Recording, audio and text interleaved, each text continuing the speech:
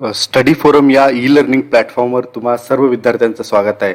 तर आज आपण जे महाराष्ट्र टी होणार आहे म्हणजेच शिक्षक पात्रता परीक्षा, तर त्या परीक्षेसाठी जो एक महत्त्वाचा विषय आहे तो म्हणजे बालमानसशास्त्र आणि अध्यापनशास्त्र, जो की 30 गुणांना आहे.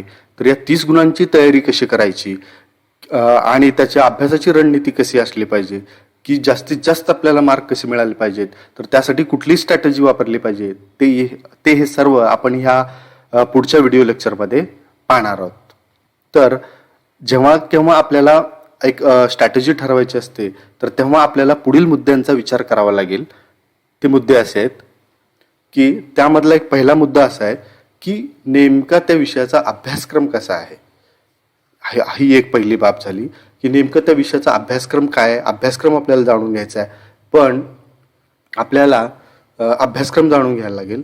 त्यानंतर प्रिव्हियस इयर क्वेश्चन पेपरचं ॲनालिसिस. तर नेमकं ॲनालिसिस म्हणजे काय हे पण आपण पुढे बघणार आहोत. म्हणजे पेपरचं ॲनालिसिस म्हणजे नेमकं काय करायचं, तर हे पण आपण ह्या व्हिडिओ लेक्चरमध्ये पाहणार आहोत.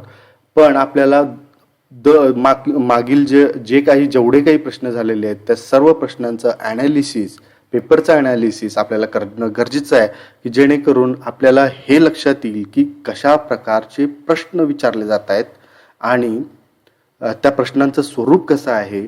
जेणेकरून आपण समजा आता बऱ्याच वेळेस मागील प्रश्नपत्रिकांचा आपण जर विचार केला तर तिथे व्याख्यावर भरपूर प्रश्न विचारलेले आहेत, जोड्या लावावर प्रश्न विचारलेले आहेत.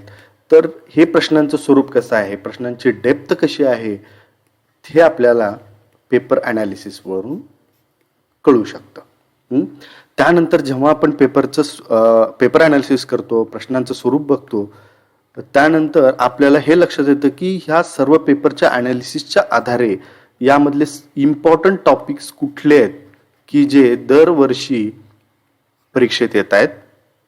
म्हणजेच आपल्याला सुद्धा ह्या इम्पॉर्टंट टॉपिक्सच्या आधारे आपल्याला त्याच फक्त टॉपिक्सचा जास्तीत जास्त अभ्यास करून त्या टॉपिक्सवर आपल्याला पैकीचे पैकी मार्क मिळू शकतात.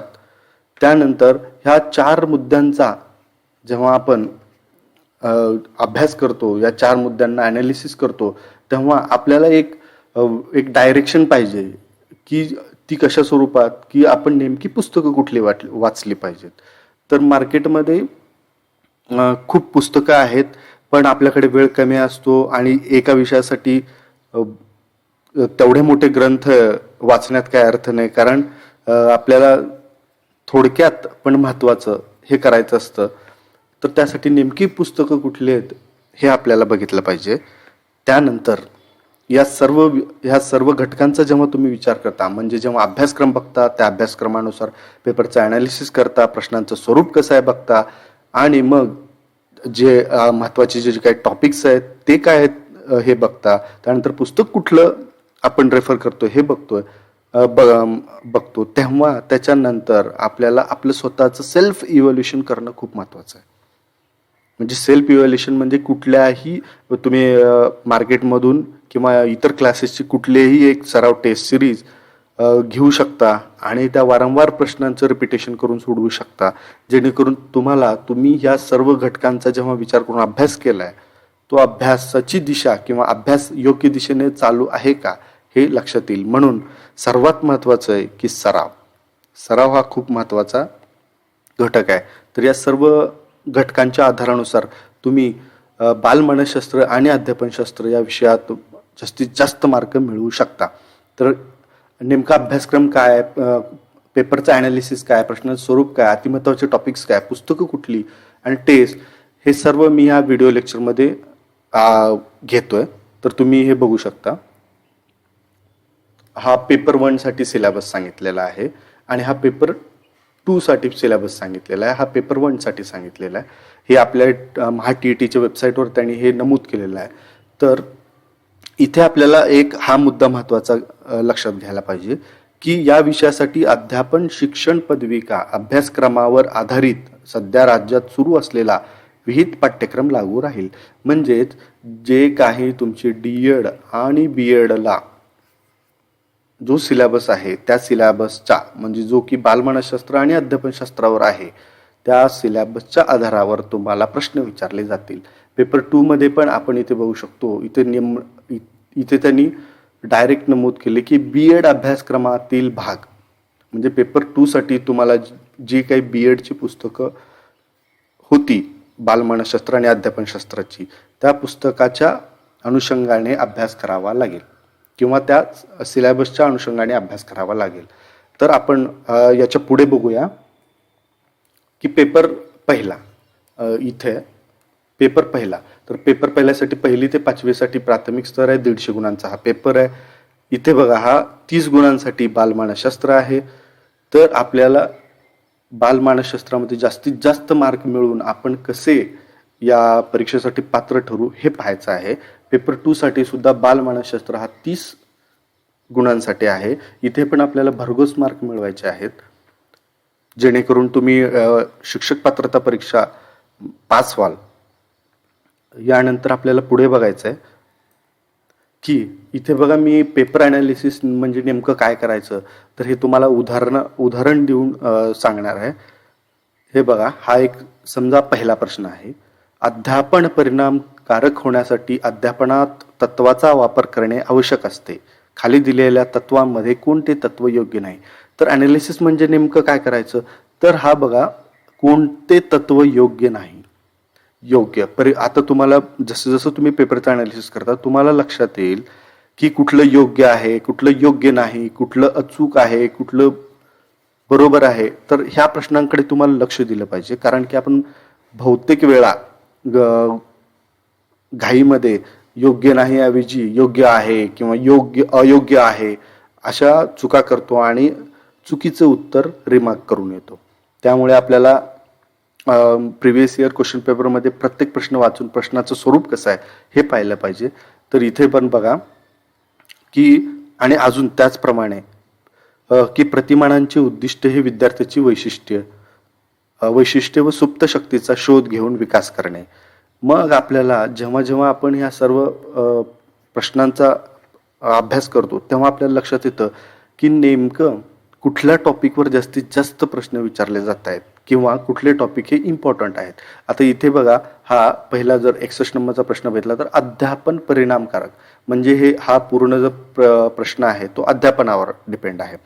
हा बघा, हा प्रतिमाने उद्दिष्टे म्हणजे हा प्रश्न हा प्रतिमानावर, जो अध्यापनाची प्रतिमान आहेत त्या प्रतिमानावर हा प्रश्न आहे.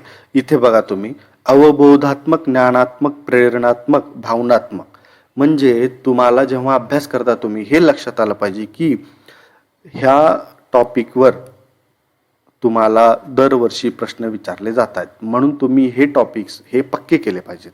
हे तुम्हाला इथं लक्षात येईल. आता बघा, इथं आपण नेमकं काय बघतोय की अध्ययनाची वैशिष्ट्ये, म्हणजेच अध्ययनाचं वैशिष्ट्य काय हे आपल्याला भेटलं पाहिजे. त्यानंतर हे बघा, परत तोच एक प्रश्न आलाय त्याच टॉपिकवर की अध्यापनाविषयी विधानामध्ये कोणते विधान अयोग्य आहे. बघा, तुम्हाला सांगितलं होतं की योग्य आहे की अयोग्य आहे हे पाहायचं, आणि त्यानंतर नेमके टॉपिकवर कुठले प्रश्न विचारलेत हे पाहायचं अध्ययनाविषयीच्या विधानामध्ये. आता हे बघा, मनावर दडपण येऊन अध्ययनावर हा परत एक प्रश्न विचारला आहे. म्हणजे तुम्हाला लक्षात येईल की जर तुम्ही एक टॉपिक केला अध्यापन, तर तुम्हाला त्यापैकी 3 ते 4 गुण हे तुम्हाला मिळू शकतात.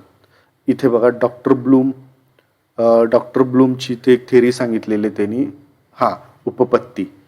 तर तुम्हाला हे लक्षात येईल की हा 67 क्रमांकाचा जो प्रश्न आहे तो डॉक्टर ब्लूम यांच्या प्रभुत्व संपादन उपपत्तीवर.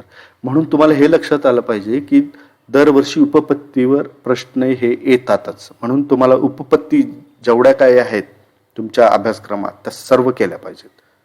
पुढे बघूया आपण. तर इथे बघा, हा जोड्या लावाचा एक प्रश्न आहे. हा जोड्या लावाच्या स्वरूपात प्रश्न आहे. इथे बघा, वाचन अक्षमता असणाऱ्या विद्यार्थ्यांसाठीचा हा एक प्रश्न आहे. हा इथे बघा,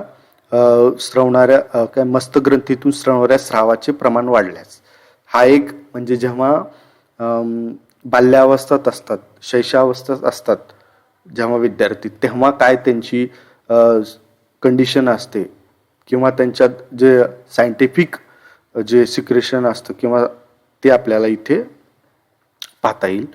त्यानंतर इथे बघा हा एक प्रश्न आहे की व्यक्तीची इतरांमधून वेगळेपण दाखवणारे त्यापैकी इतर व्यक्ती वागतात हे निश्चित स्थिर करणाऱ्या स्वरूपात वैशिष्ट्य व सामान्य संघटन म्हणजे व्यक्तिमत्व. हा म्हणजे थोडक्यात काय आहे, व्यक्तिमत्वावर प्रश्न आहे. पण इथे बघा हा व्याख्याच्या स्वरूपात आहे. ही व्यक्तिमत्वाची व्याख्या खालीलपैकी कोणत्या मानसशास्त्राने मांडली. म्हणजे तुम्हाला अजून जेव्हा जेव्हा तुम्ही अभ्यास करता तर तुम्हाला हे लक्षात येईल की व्याख्यावर 4 ते 5 प्रश्न हे विचारलेच जातात. वेगवेगळ्या मानसशास्त्र तज्ज्ञांच्या व्याख्या हे तुम्हाला माहिती असणं गरजेचं आहे. हे इथं पण बघू शकता. अध्ययन उपपत्तीच्या वर्गकरणाची साहचर्यवादी उपपत्ती कोणत्या मानसशास्त्राने मांडली. म्हणून तुम्हाला उपपत्ती त्यांच्या व्याख्या ह्या माहिती असणं गरजेचं आहे. हे बघा इथे परत एक उपपत्ती आणि त्याचे जनक यावर प्रश्न विचारला आहे. तर आपण पुढे बघूया नेमकं. हां, तर आपण जेव्हा सर्व टॉपिक्सचा अभ्यास केला आणि तुम्हाला लक्षात आलं की पेपरचं ॲनालिसिस केलं, तुम्हाला लक्षात आलं की हे टॉपिक सगळे इम्पॉर्टंट्स आहेत. म्हणून इथे मी काही कॉमन टॉपिक्स आहेत जे की पेपर 1 आणि पेपर 2 साठी महत्त्वाचे आहेत असे कॉमन टॉपिक्स इथे काढलेले आहेत. आणि पेपर 2 साठी कुठले आहेत मग महत्त्वाचे टॉपिक्स हे इथं काढलेले आहेत. पण हे यावर सुद्धा या 4 मुद्द्यावर सुद्धा प्रश्न हे पहिल्या पेपरला यापैकी समावेशी शिक्षण असो, जीन पियाजे थेरी असो किंवा विशेष गरजा असणारे विद्यार्थी असो यावर सुद्धा प्रश्न विचारले जाऊ शकतात. पण याचा अर्थ असा की हे जे कॉमन टॉपिक्स आहेत ते पेपर 1 साठी आणि पेपर 1 आणि पेपर 2 साठी हे महत्त्वाचेच आहेत. आता मागच्या आपण बघितलं की पेपर ॲनालिसिसवरून हे लक्षात आलं आपल्याला की पेपरचं ॲनालिसिस केल्यानंतर की संवेदना, अवबोध, संकल्पना या टॉपिक्सवर प्रश्न विचारले आहेत. अध्ययन उपपत्तीवर प्रश्न विचारले आहेत. मी हे सगळं ॲनालिसिस पेपरचं करून यामधले महत्त्वाचे टॉपिक्स हे काढलेले आहेत. तुम्ही याचं स्क्रीनशॉट घेऊ शकता आणि अधिक अपडेटसाठी तुम्ही आमचं हे जे टेलिग्राम चॅनल आहे स्टडी फोरम नावाचं ते जॉईन करू शकता. तुम्ही हे स्क्रीनशॉट घेऊ शकता आणि यावर तुम्ही जास्तीत जास्त सराव आणि अभ्यास करून मार्क मिळवू शकता. तर मी तुम्हाला एक्झाम्पल म्हणून किंवा जे की आपण जे इम्पॉर्टंट टॉपिक्सवर त्यावर कसे प्रश्न वारंवार विचारलेले आहेत त्यासाठी इथे हे एक इम्पॉर्टंट क्वेश्चन्सचा टॉपिक्सचा एक तुम्हाला एक्झाम्पल म्हणून दिलेला आहे. इथे बघा डॅनियल गोलमन याच्या भावनिक बुद्धिमत्तेचा म्हणजे हा बुद्धिमत्तेवर प्रश्न आहे. दुसरं बघा एडवर्ड थॉर्नडाईक याच्या बुद्धिमापन हा पण बुद्धिमापनावर प्रश्न आहे. इथे बघा संकल्पनावर हा प्रश्न आहे. इथे बघा कल्पना या ज्या काही कल्पना आहेत त्याच्यावर हा प्रश्न आहे. इथे बघू शकता तुम्ही संकल्पनावर हा परत एक प्रश्न आहे. आपण पुढे बघूया अजून. हे इथे बघा की बुद्धिमापनावर हा एक प्रश्न आहे. परत हे बघा बुद्धिमत्तेवर हा प्रश्न आहे. बुद्धिमापनासाठी दृक प्रतिमांची स्पष्टता म्हणजे हा एक बुद्धिमापनावर प्रश्न आहे. हे इथं बघा तुम्ही विस्मरणावर एक प्रश्न आहे, अवबोधावर एक प्रश्न आहे आणि प्रेरणेवर प्रश्न. असे तुम्हाला मी फक्त हे एक्झाम्पल्स म्हणून तुम्हाला इथे दाखवतोय. तुम्ही जेव्हा स्वतः पेपरचं ॲनालिसिस करता तुम्हाला लक्षात येईल की